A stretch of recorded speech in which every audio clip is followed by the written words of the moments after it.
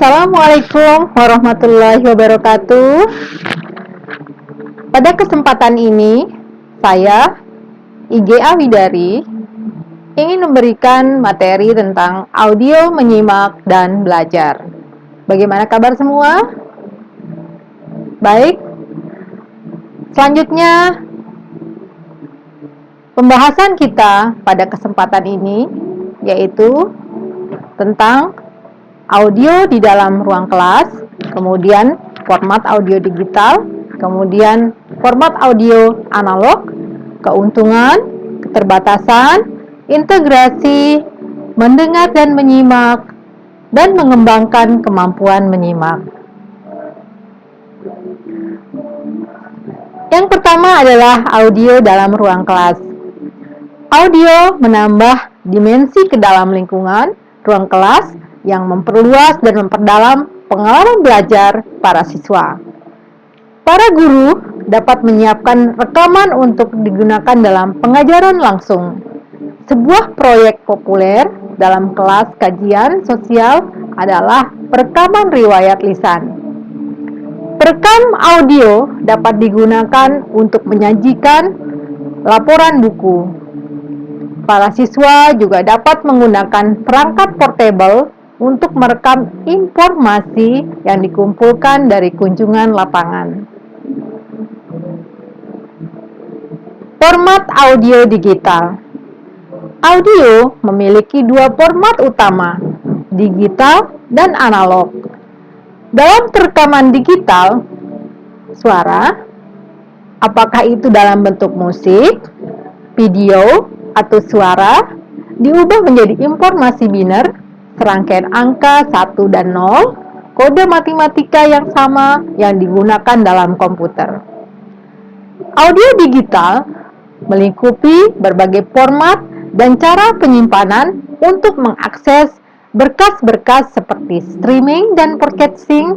Material pendidikan dalam format audio digital bisa dibeli pada cakram padat, diunduh atau diubah sebagai MP3, diunduh sebagai berkas WiFi dari web, atau dibuat oleh guru dan siswa. Menyimpan audio digital. Berkas digital disimpan pada perangkat simpan digital seperti CD, hard drive, komputer, flash drive, atau perekam digital yang bisa dibawa. Berkas digital biasanya disimpan dalam format MP3 atau WiFi. Cakram padat atau CD. Teknologi cakram padat atau CD telah menjadi format standar dalam pendidikan. CD menyimpan musik atau suara-suara lainnya dalam bentuk bit-bit informasi digital.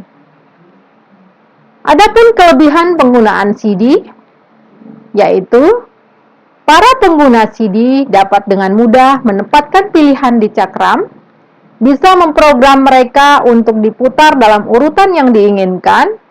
Informasi bisa secara selektif diakses oleh pembelajar atau diprogram untuk pengajar. Keuntungan terbesar adalah tahan terhadap kerusakan, noda bisa dibersihkan, dan goresan yang biasa tidak mempengaruhi pemutaran kembali.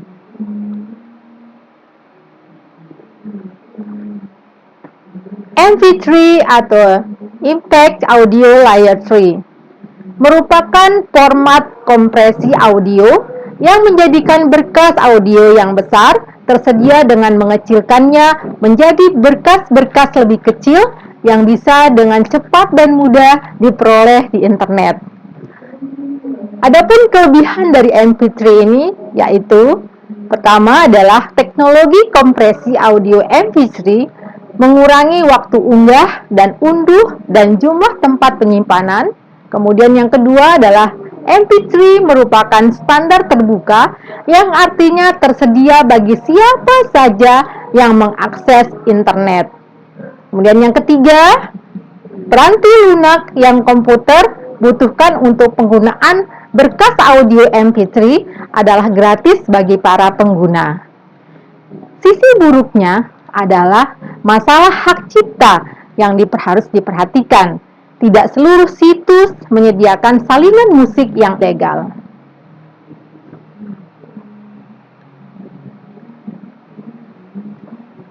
WAV, Waveform Audio File, file audio berbentuk gelombang.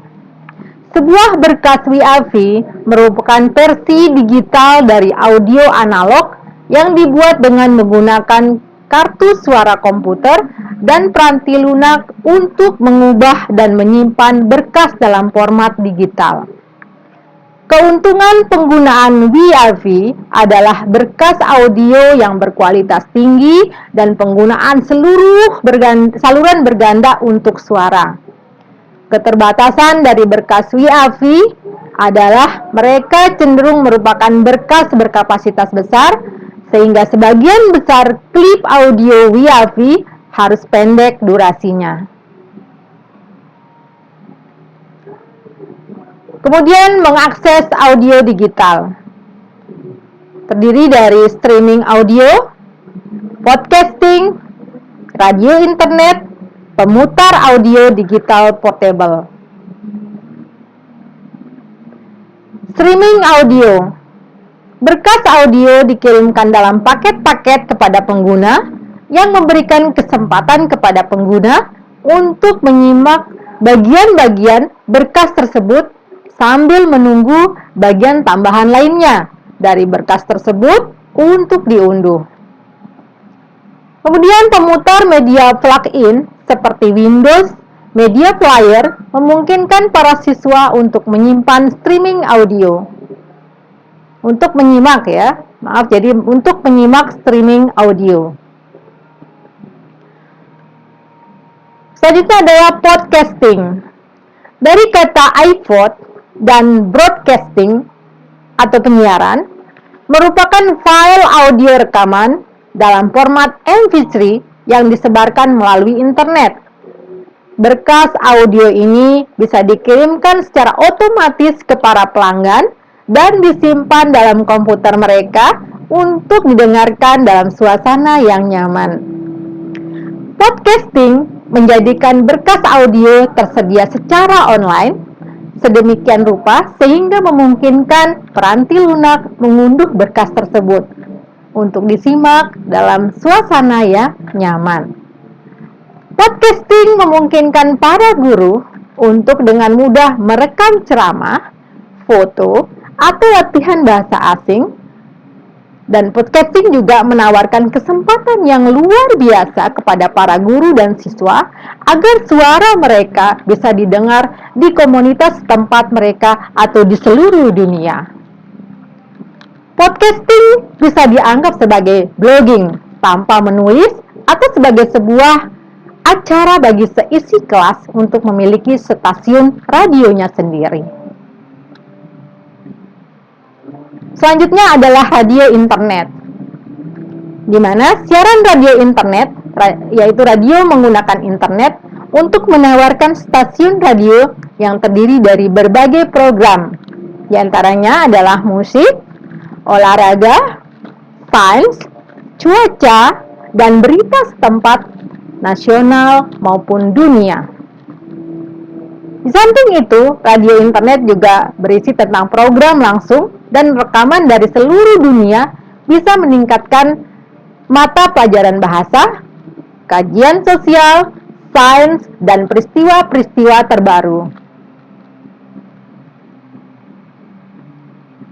Pemutar audio digital portable. Jadi dalam pemutar audio digital portable memungkinkan pengguna untuk membawa serta file audio mereka. Ia juga disebut pemutar musik digital portable karena sebagian masyarakat menggunakannya untuk memutar musik. Salah satu contohnya adalah Apple iPod. Penerapan dalam pendidikan sama seperti kaset audio dan CD. Penerapan tersebut meliputi presentasi audio, musik yang berkaitan dengan pengajaran, buku bicara, pidato bersejarah, simfoni, dan bahasa sehari-hari. Setiap kurikulum menjadi hidup, manakala audio menjadi bagian dari pengajaran. Berikutnya adalah memproduksi materi audio. Mikrofon disambungkan langsung ke kamera atau ke alat perekam tambahan yang dikenal sebagai sound recorder. Audio recorder pada HP atau laptop juga memiliki kemampuan untuk merekam suara secara langsung tanpa menggunakan mikrofon eksternal. Voice note adalah salah satu fitur yang cukup membantu sebagai alternatif pesan pada WhatsApp. Dan berikutnya adalah digital synthesizer adalah keyboard yang memiliki suara yang lebih banyak, juga bisa diubah-ubah, digabungkan dengan suara lain, bahkan bisa membuat suara yang baru.